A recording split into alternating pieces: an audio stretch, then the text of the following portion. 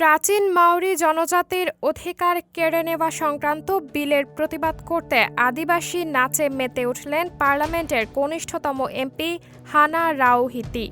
হানা রাওহিতি কারিরিকি মাইপি ক্লার্ক ওরফে মাইপি ক্লার্ক নাচতে নাচতেই ছিঁড়ে ফেললেন বিতর্কিত বিলের কপি। সম্প্রতি দেশটির পার্লামেন্টে পেশ করা হয় ট্রিটি প্রিন্সিপাল বিলের খসড়া। 1840 সালে স্বাক্ষরিত হাওয়া ওয়াইটাঙ্গি চুক্তির ভিত্তিতে আনা হয়েছিল এই বিল। তারপরেই বিরোধীদের দাবি, এই বিলে নিউজিল্যান্ডের প্রাচীন জনজাতি মাওরিদের অধিকার খর্ব হচ্ছে, সেই সঙ্গে ছড়াচ্ছে জাতিবিদ্বেষও।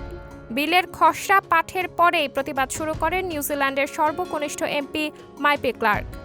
22 বছর বয়সী এই তরুণী তে পাতি মাওরি দলের সদস্য। ট্রিটি প্রিন্সিপালস বিলের খসড়া পাঠের পরেই তার কপি ছিঁড়ে ফেলেন তিনি।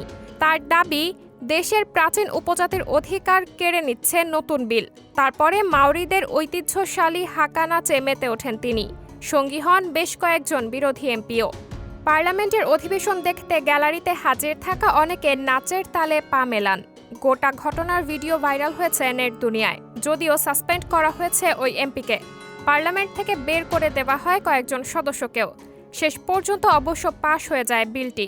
নিউজিল্যান্ডের প্রধানমন্ত্রী ক্রিস্টোফার লুকসন বলেন, ব্যক্তিগতভাবে বিলের বিরোধী হলেও রাজনৈতিক কারণে তিনি নিজের দলের এমপিদের নির্দেশ দেন এই বিতর্কিত বিলের পক্ষে ভোট দেওয়ার জন্য।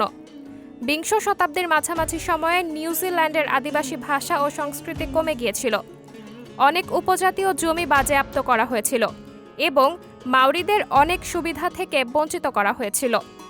1970-এর দশকে আদিবাসীদের প্রতিবাদ আন্দোলন শুরু হওয়ার সঙ্গে সঙ্গে আইন প্রণেতারা এবং আদালতগুলো ধীরে ধীরে মাওরিদের স্বার্থ রক্ষার জন্য এগিয়ে আসে।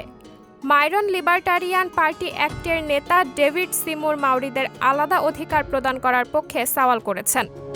সাবরিনা জলিল, সবার কথা।